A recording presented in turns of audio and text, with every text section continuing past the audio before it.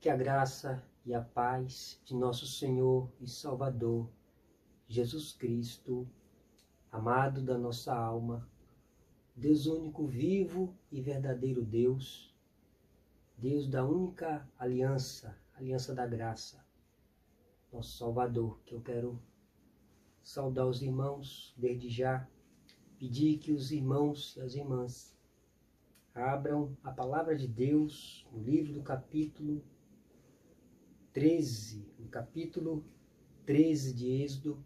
Vamos estar lendo esta passagem do Antigo Testamento, livro de Êxodo, capítulo 13, de 1 a 16. Você tome posse da palavra de Deus e vamos, nesse momento, ouvir a leitura da palavra do Senhor, palavra autoritativa, palavra inspirada, palavra de Deus, inerrante, infalível. Assim diz a palavra do Senhor. Disse o Senhor a Moisés: consagra-me todo primogênito, todo que abre a madre de sua mãe entre os filhos de Israel, tanto de homens como de animais, é meu. Disse Moisés ao povo: lembrai-vos deste mesmo dia em que saíste do Egito, da casa da servidão, pois com mão forte o Senhor vos tirou de lá. Portanto, não comereis pão levedado. Hoje é mês de Abibe, estás saindo. Quando o Senhor te houver introduzido na terra dos cananeus, e dos heteus, e dos amorreus, e dos heveus, e dos jebuseus, a qual jurou a teus pais te dar, terra que emana leite e mel, guardarás este rito neste mês. 7 dias comerás pães asmos, e ao 7º dia haverá solenidade ao Senhor. 7 dias se comerão pães asmos, e o levedado não se comerá, não se encontrará contigo, nem ainda fermento será encontrado em todo o teu território. Naquele mesmo dia contarás a teu filho, dizendo: é isto pelo que o Senhor me fez quando saí do Egito, e será como sinal na tua mão e por memorial entre os teus olhos, para que a lei do Senhor esteja na tua boca. Pois com mão forte o Senhor te tirou do Egito, porquanto guardarás esta ordenança num determinado tempo, de ano em ano, quando o Senhor te houver introduzido na terra dos cananeus, como te jurou a ti e a teus pais, quando te houver dado. Apartarás para o Senhor todo que abrir a madre e todo primogênito dos animais que tiveres. Os machos serão do Senhor. Porém todo primogênito da jumenta resgatarás com cordeiro.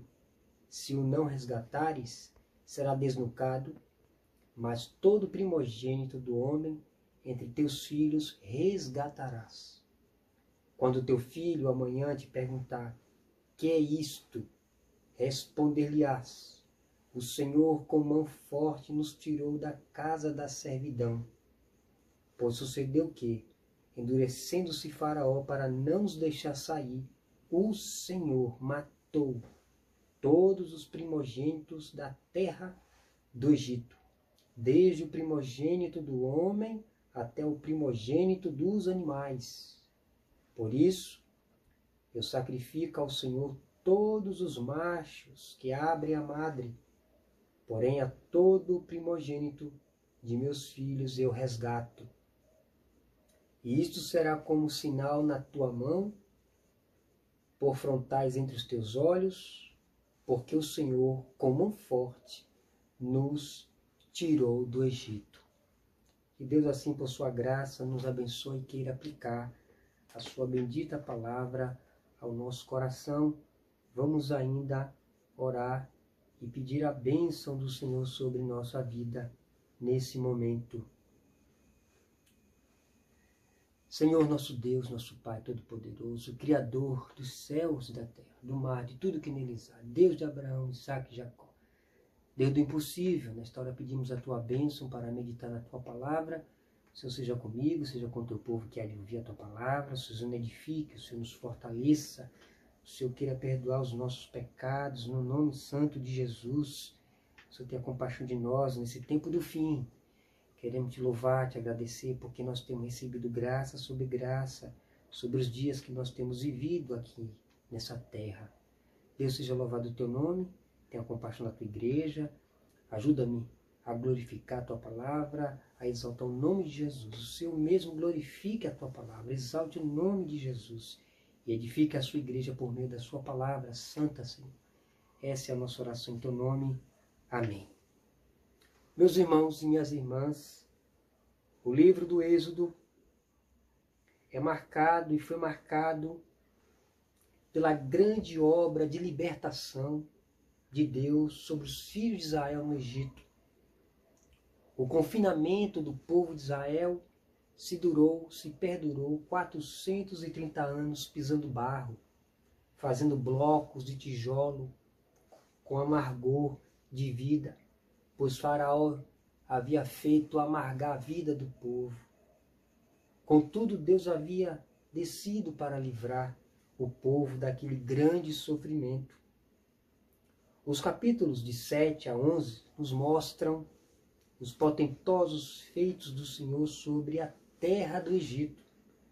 O capítulo 7 é marcado pelo juízo das rãs, pelos piolhos e moscas. Deus enviou o juízo sobre o Egito. O capítulo 8 pelas úlceras que atacou os animais, os cães, os gados, as ovelhas. E chuva de pedra, no capítulo 8. No capítulo 9, nós temos como juízo da parte de Deus o juízo de gafanhotos e trevas. Pouco tempo nós vimos na televisão um noticiário onde uma nuvem de gafanhotos em determinado lugar do país aí que me faz a mente agora o local, mas foi tanto gafanhoto que ficava preto. É difícil transitar naquele momento ali. Imagine no Egito, quantos não foi de gafanhoto. E trevas no Egito, trevas de maneira absoluta, escuro absoluto. Ninguém via ninguém. O capítulo 10 foi marcado com a morte dos primogênitos. Deus havia dito a Faraó, se ele não deixasse ir o povo embora, que ele derramaria juízo sobre o Egito, e todo homem que fosse primogênito de animal a homem seria morto. Então no capítulo 12 nós temos a instituição da Páscoa, quando Deus ordena a Moisés a colocar o sangue nos umbrais da porta, nas vergas das portas, nas janelas, para que o anjo da morte, ao passar pelo Egito, não destruísse junto com o Egito o povo que não obedecesse esse rito. A Páscoa era celebrada com ervas amargas, o cordeiro assado, sandália nos pés, cajado na mão, e tinha que comer rápido, porque era a Páscoa do Senhor, e o anjo do Senhor, o anjo da morte, iria passar no Egito, né? A Páscoa quer dizer passar por cima, isso quer dizer Páscoa.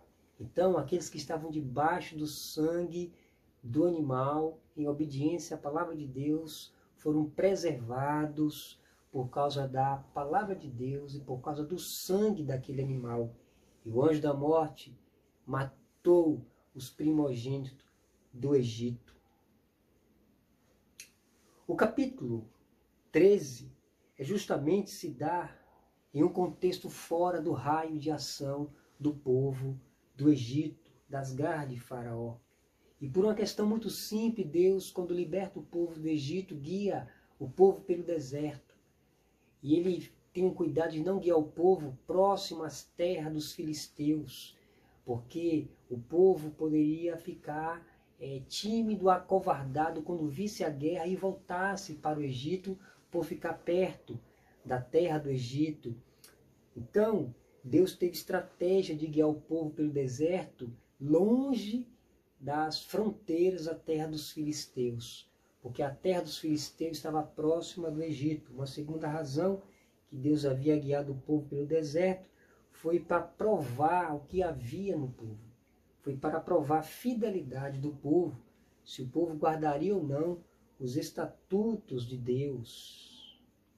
E eu queria trazer o seguinte tema para nós, seguinte tema: libertação conclama uma vida de consagração a Deus.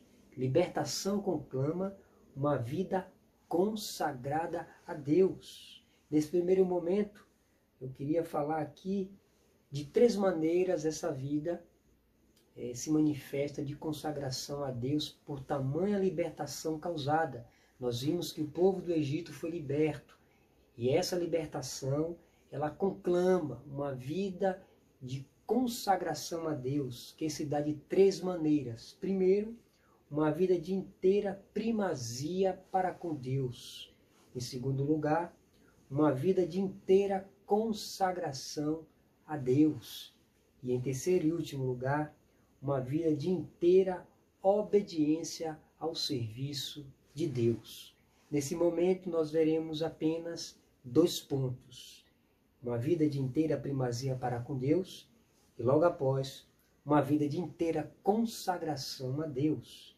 E desde já quero trabalhar com os irmãos e com as irmãs o primeiro ponto: uma vida de inteira primazia para com Deus. O versículo 1, 2 e 12 diz: Disse o Senhor a Moisés: Consagra-me todo primogênito, todo que abre a madre de sua mãe entre filhos de Israel, tanto de homens como de animais, é meu. Apartarás para o Senhor todo que abrir a madre e todo primogênito dos animais que tiveres. Os machos serão do Senhor. John Piper, um pregador norte-americano, discorrendo acerca de Colossenses capítulo 1, versos 8, quando diz: Cristo como começo de todas as coisas. Então John Piper, lendo e considerando a carta de Paulo aos Colossenses, capítulo 1, versos 8, ele começa dizendo: Paulo, Cristo é o começo de todas as coisas. Por meio de Cristo tudo subsiste. Então, Cristo é a primazia de entre os mortos, para que em tudo ele possa ter a preeminência. Então, uma vez que Cristo é a primazia de entre os mortos, Paulo diz: nele, em Jesus, deve ter preeminência em tudo. John Piper continua: esta é a vontade de Deus para com todos os aspectos de nossa vida e obra, que Jesus seja preeminente em tudo. Então, a libertação do povo de Israel Deus conclama a este povo uma vida de completa devoção a Ele, uma vida de completa primazia a Ele. Não é de se estranhar de que aqueles que não priorizam Deus em sua vida possa ser um sinal de fraqueza, certamente, ou de não conversão. Eu vou repetir: não é de se estranhar de que aqueles que não priorizam em sua vida, a pessoa de Deus, seja um sinal de fraqueza ou mesmo de não conversão. Pois, apesar desse primeiro aspecto ser como as demais coisas, são gradativos. A santificação é gradativa. Um crente, ele vai se santificando gradativamente. É de se esperar de quem foi liberto pela graça e pelo poder de Deus, que seja objeto da primazia de Deus. Não tem para onde correr, irmãos. Jesus precisa ser preeminente em tudo em nossa vida, porque Ele nos libertou, à semelhança do povo de Israel. Deus nos libertou do Egito, o Egito do mundo. Então, esta libertação conclama que a nossa vida seja objeto, né, da primazia de Deus. Eu trago à memória dos irmãos o louvor que Deus fez lá na época de Moisés, quando o povo caiu em pecado, insuflado por Balaão, e o povo se prostituiu com as filhas midianitas. E a praga veio sobre o arraial de Deus, e o povo chorando. E Finéias pega uma lança e crava o israelita com aquela mulher estrangeira, idólatra. E Finéias afasta a ira de Deus com aquele ato. E com aquele ato Deus fala acerca de Finéias. Finéias estava animado com o meu zelo. E no meu zelo não consumi todo filho de Israel. Que coisa gloriosa é o crente estar animado com o zelo de Deus. Fazer de sua vida objeto da primazia de Deus. Como é que você vê a sua vida? Sua vida é objeto da primazia de Deus? Se não é, precisa ser objeto da primazia dele. Porque nele nos movemos, né? Existimos e respiramos. Deus dá tudo mais ao homem. Que belo exemplo, meus irmãos. Alguém extremamente animado com o zelo de Deus, com a primazia de Deus, com a primazia de fazer a vontade de Deus.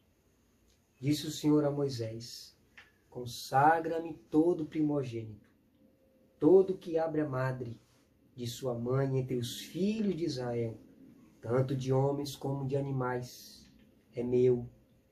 Apartarás para o Senhor todo que abrir a madre e todo primogênito dos animais que tiveres, os machos serão do Senhor. Pois bem, a libertação operada por Deus na vida do seu povo, na vida do povo judeu, agora é separado para ser consagrado a Deus. Todo primogênito deveria ser consagrado a Deus. Deveria ser, pertencer a Deus. Conclamando assim uma ampla consagração de vida a Deus. Deus liberta o seu povo do pecado, da justiça e do juízo, do mundo, que é o Egito, figuradamente falando, do diabo, de suas garras, para nos transformar em servos da justiça. E como servo da justiça, nós precisamos priorizar Deus na nossa vida. Jesus tem que ter a preeminência, porque Ele é a primazia dentre os mortos e deve ter a preeminência em tudo em nossa vida. A palavra de Deus diz: tributai. Tributai, ó filho dos poderosos.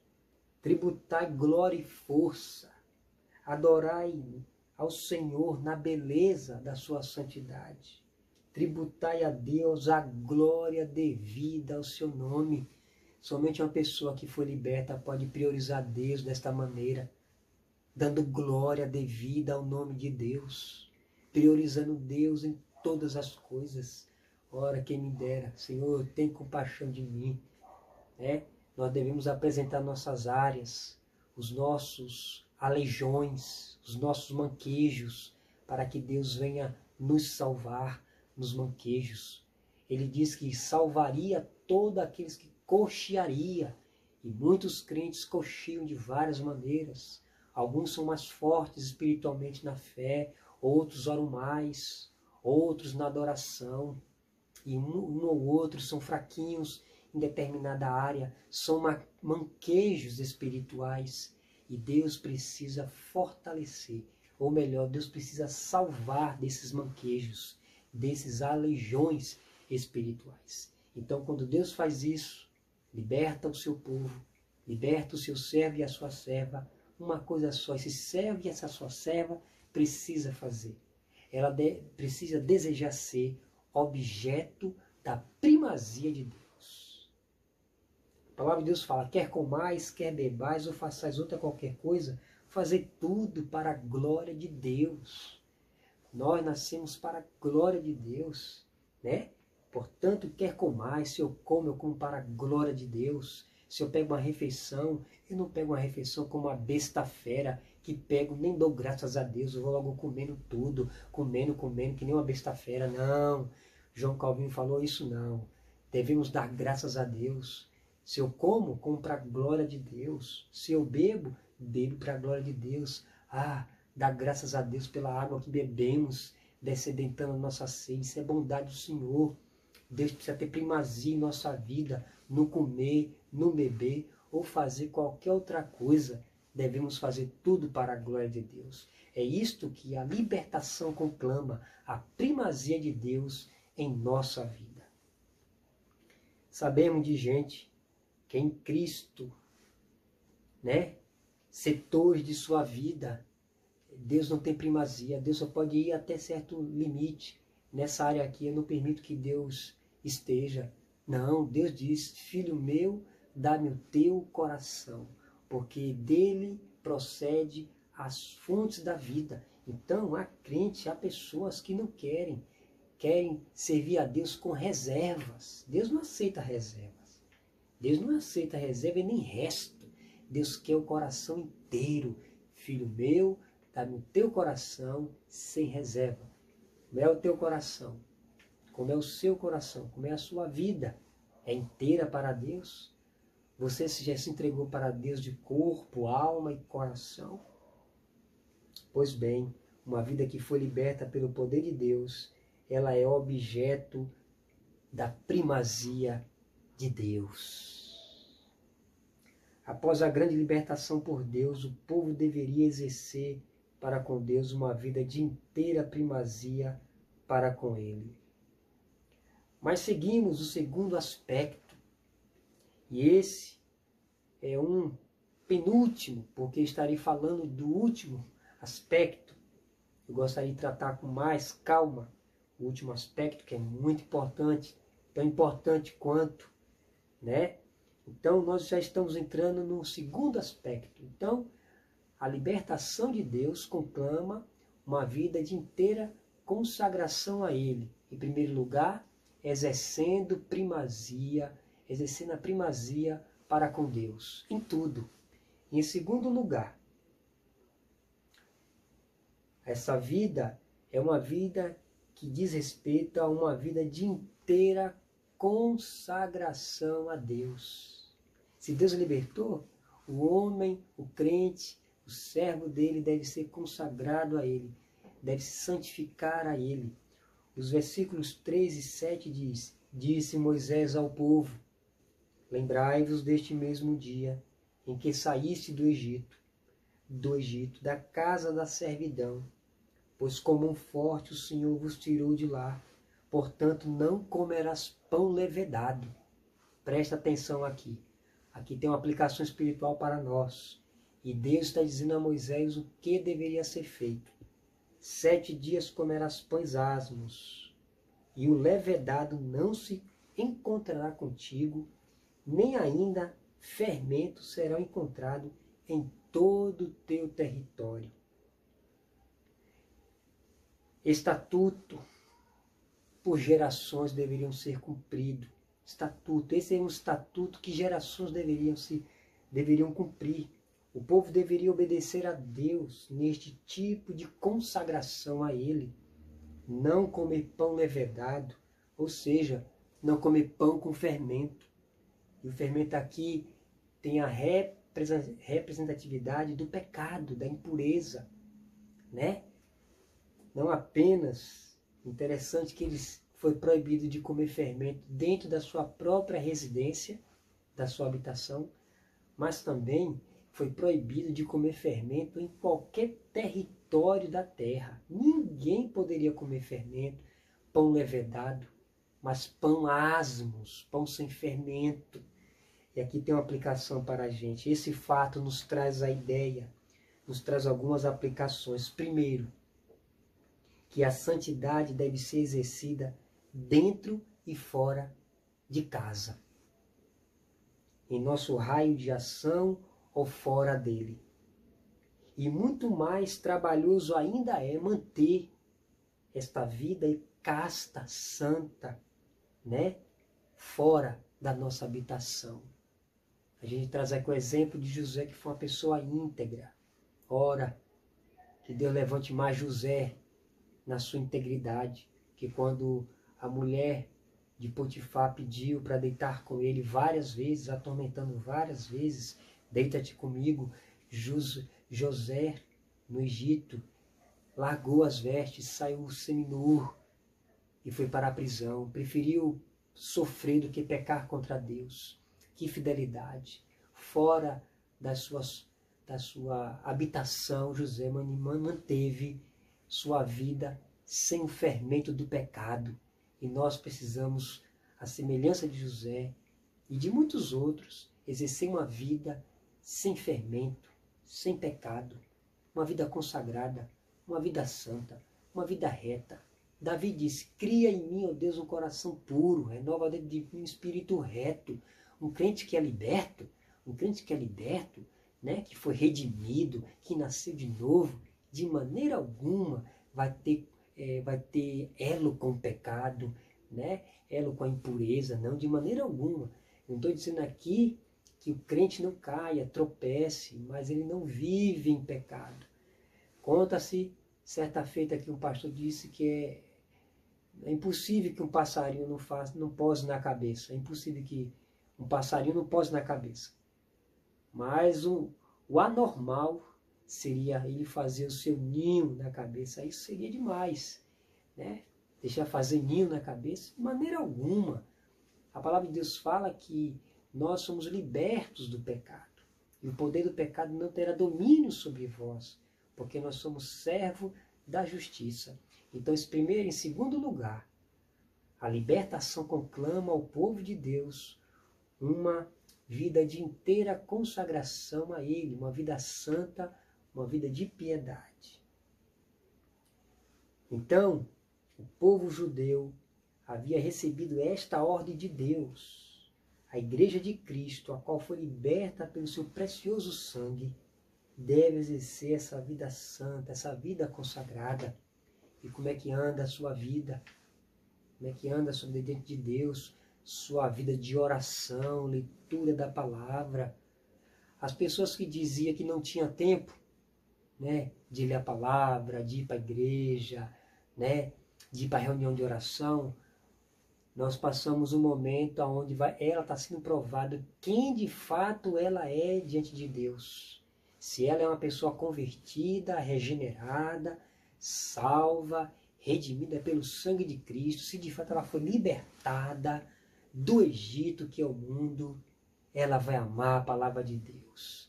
Ela vai orar, ela vai se santificar, vai cantar louvores a Deus, vai desejar logo que a pandemia passe para estar novamente no meio da igreja, louvando, adorando a Deus. Se uma pessoa não manifestar isso, ela possivelmente não é uma regenerada, não nasceu de novo e não foi liberta do Egito, que é o mundo, e precisa ser liberta do Egito, que é o mundo. Há várias recomendações, como a do Senhor Jesus, fugir da impureza, fugir do fermento dos fariseus, que é a hipocrisia. Com o pecado, nós fugimos com o pecado. A palavra de Deus fala, resistir ao diabo e ele fugirá de vós.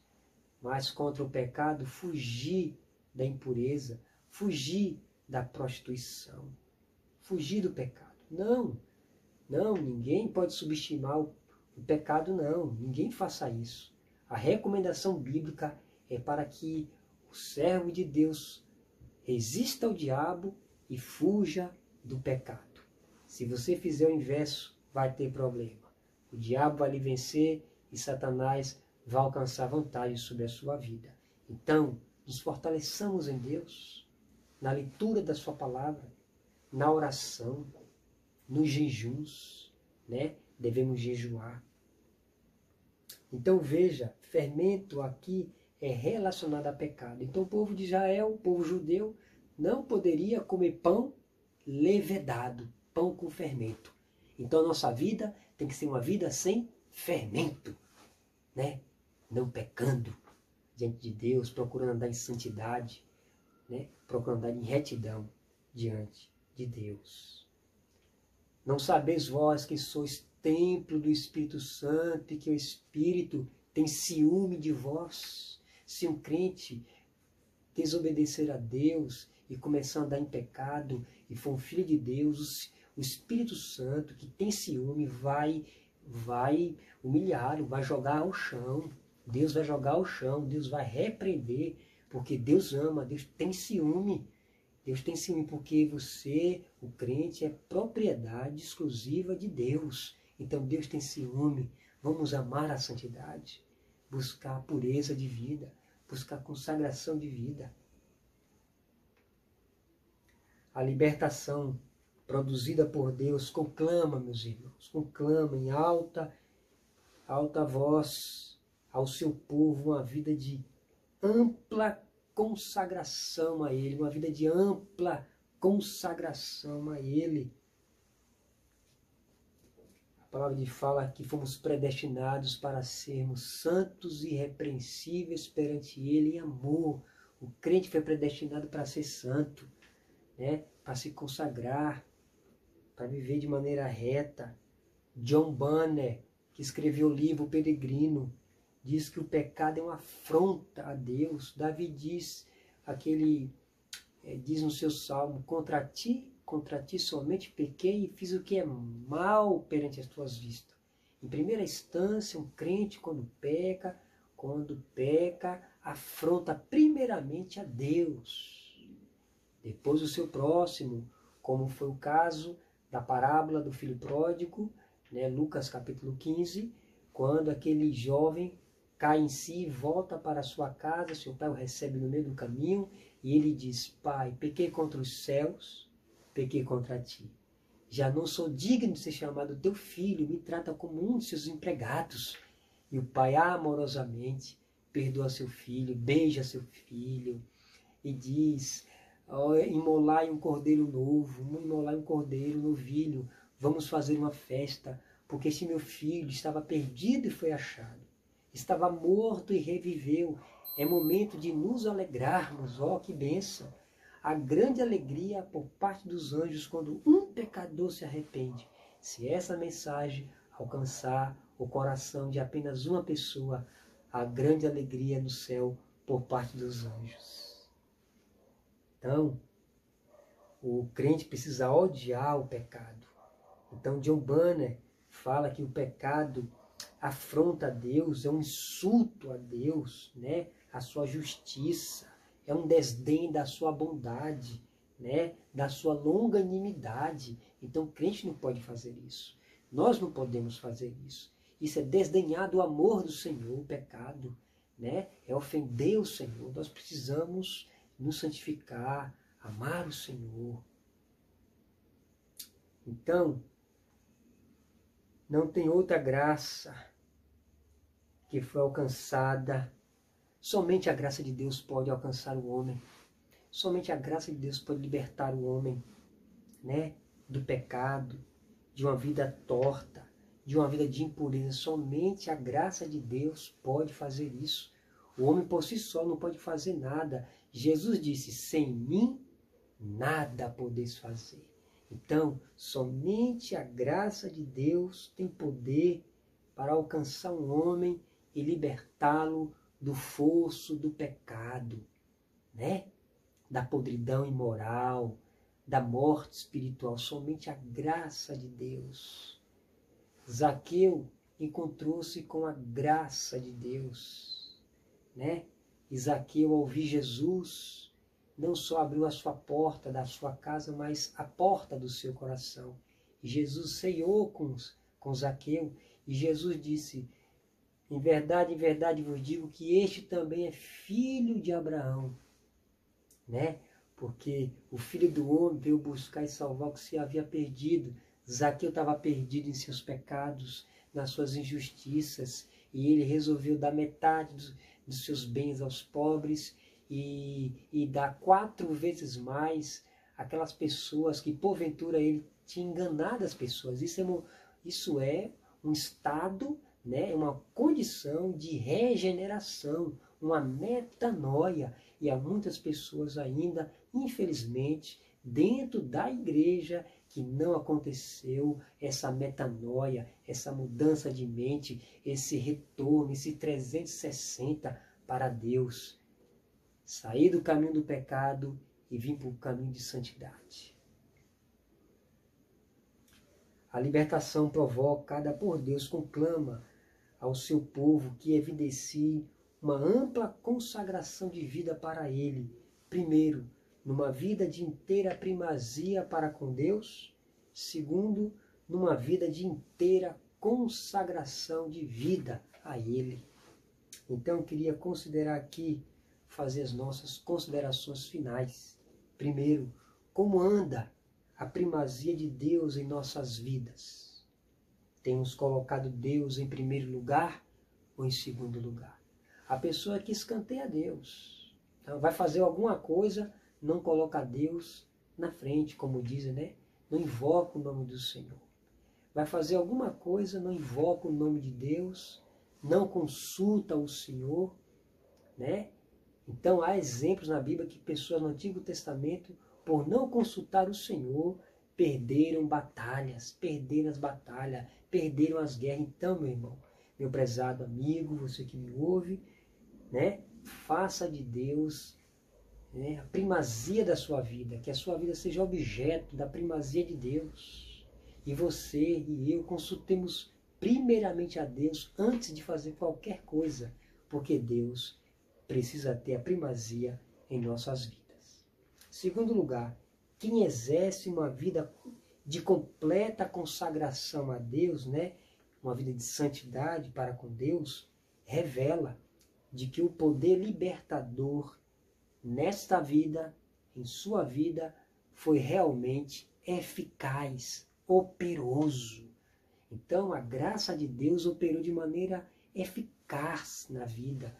Então, a pessoa se consagra, a pessoa se santifica, a pessoa busca o Senhor com todo o seu fervor de alma, porque a sua vida foi alcançada pela graça de Deus. A sua vida já foi alcançada pela graça de Deus? Já foi liberta pela graça de Deus? Então, você vai amar uma vida santa, uma vida reta, uma vida piedosa, uma vida de temor a Deus. Em terceiro e último lugar, somente através do poder libertador de Cristo. Ouça bem isso, porque tem muitas pessoas que acham que outros nomes podem fazer isso, que somente Jesus pode fazer, mas não pode fazer. Somente Cristo pode fazer. Somente através do poder libertador de Cristo, o homem pode oferecer a Deus a sua vida como objeto de primazia e consagração a Ele. Se nós temos essa graça, se você tem essa graça, de oferecer a sua vida como objeto de primazia a Deus, em serviço, em santificação, em consagração, saiba, isso só aconteceu e acontece pela graça maravilhosa de Deus. Eu quero concluir dizendo: rogo-vos, pois, irmãos, pelas misericórdias de Deus, que apresenteis o vosso corpo por sacrifício vivo, santo e agradável a Deus, que é o vosso culto racional. Que você não se conforme com este mundo, que você nem mesmo se conforme com a sua vida medíocre. Não se conforme. Que você apresente o seu corpo como sacrifício vivo, santo e agradável a Deus. Esse é o culto racional. Que Deus, por sua graça, lhe abençoe, nos abençoe, que Deus queira assim aplicar ao nosso coração a sua bendita e santa palavra.